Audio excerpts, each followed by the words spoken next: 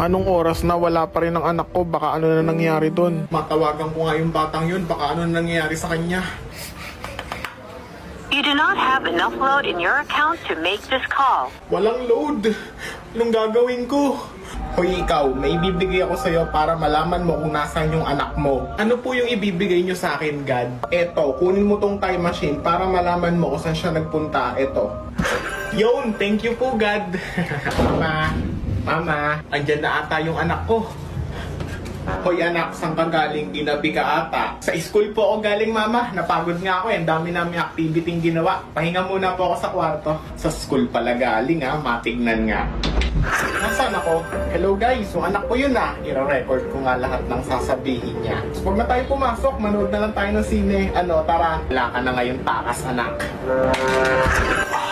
Hoy anak, hindi ka naman pala pumasok. Nanood ka lang ng sine. Ano?